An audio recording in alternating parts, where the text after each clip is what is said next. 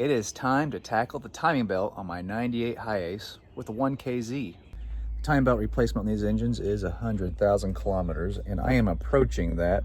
According to the sticker, it was last changed at 100,232 kilometers, and I am at 194,200.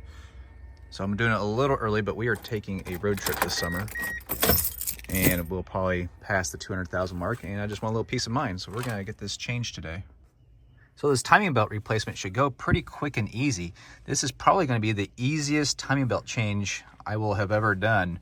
Essentially, we remove the cover, the timing gear, and the belt is all right behind there.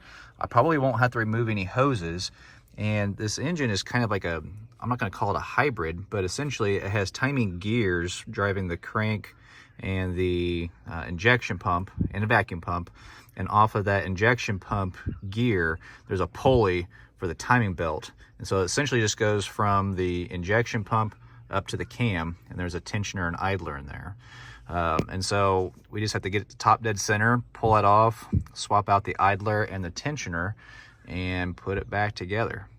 And here are the parts we'll be using. So we have a new tensioner, new timing belt, and a new idler pulley. There's that. First, we need to remove the timing cover. This has 2 clips and 4 bolts with 10mm heads. Pry off the 2 clips and use a socket and ratchet to remove the 4 bolts. You may have to switch between shallow and deep sockets to remove these. Next, pull the cover and the seal off. Everything looked really clean. If you remove your cover and there is oil everywhere, you will need to investigate where it is coming from. The oil could be from a bad camshaft seal. The manual says you want to get number 4 cylinder at top dead center. Essentially, you want to get the timing marks on both pulleys aligned with the notches in the cover. You can paint these with whiteout to easily identify them. You may want to put marks on the timing belt and transfer those to the new belt if your new belt doesn't have lines printed on it. My new belt had lines printed that matched the marks on my old belt. Next, remove the 2 bolts on the tensioner that have 10mm heads. Set that aside. Next, remove the idler pulley.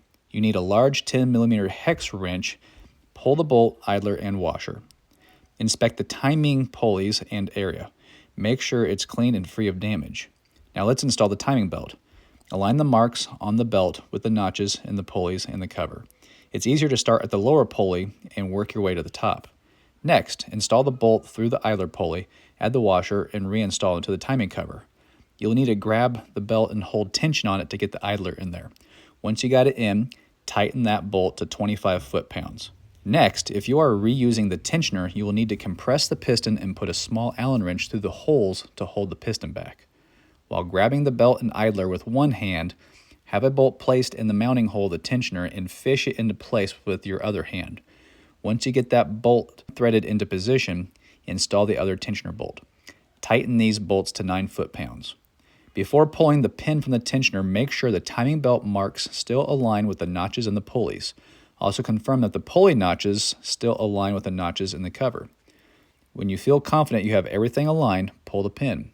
Once again, make sure all of the notches and marks line up. Now go ahead and reinstall your cover with 4 bolts and 2 clips. Hand tighten the 4 bolts first, then torque them down before installing the clips.